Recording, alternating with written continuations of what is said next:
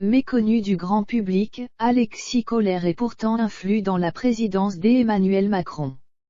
Cet homme de l'ombre est décrypté par l'Aube car il est aussi puissant qu'un Premier ministre dans l'organigramme de la Macronie. Homme de l'ombre, Alexis Kohler est une personnalité fascinante de la présidence d'Emmanuel Macron.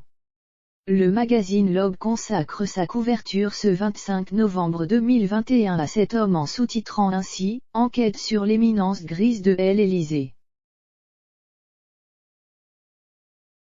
Il est le secrétaire général de la présidence et jamais une personne de ce statut n'aura été aussi puissante. Père de 3 enfants, cet homme discret est drôle et attachant dans l'intimité, impassible et taiseux dans le cadre de ses fonctions, parfait pour garder tous les secrets du président plus que de murmurer à l'oreille du président Macron. Alexis Kohler serait donc son double, un jumeau. Cette gémellité entre un président et son secrétaire général est sans précédent sous la République, écrit l'Aube. Les deux hommes forment une relation si fusionnelle que la mère d'Alexis Kohler disait de leur tandem en pleine campagne en 2017, « Ils sont devenus inséparables, c'est terrible.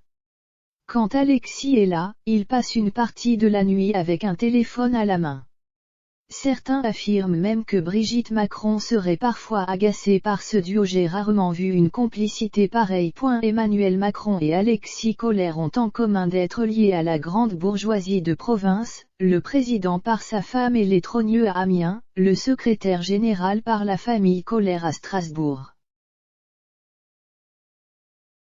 L'Aube précise, avant sa fermeture en octobre dernier, victime du Covid, la brasserie Kohler M de la place Kléber, fondée par l'arrière-grand-père pâtissier allemand et son épouse alsacienne, était la dernière grande table où les notables venaient déguster les spécialités jumeaux. Les deux hommes auraient pu ne pas travailler ensemble dans un premier temps car Alexis Kohler n'était que le deuxième sur la liste pour le secrétariat général de l'Élysée. Il a d'abord songé à François Villeroy de Galhau, inspecteur des finances et ex-directeur de cabinet de Dominique Strauss-Kahn. Mais ce dernier préfère rester chez BNP Paribas, rapporte le magazine. De deuxième choix, Alexis Kohler passe à premier homme. Entre eux, c'est parce que c'était lui, parce que c'était moi. J'ai rarement vu une complicité pareille, ils se comprennent sans se parler, raconte à l'Aube Benjamin Griveaux, ancien porte-parole du gouvernement. Premier ministre bis Alexis Kohler obtient une marge de manœuvre sans précédent, considéré comme un Premier ministre mais qui n'a pas besoin des parlementaires. Il serait même plus craint que le chef du gouvernement. Avec Édouard Philippe, pas de problème puisqu'il est aussi un proche de Kohler, il l'a rencontré au sein du cercle des Rocardiens sur les bancs de Sciences Po. Qu'en est-il de l'actuel Premier ministre, Jean Castex? Son directeur de cabinet, Renaud Revel, est aussi un proche du président Macron.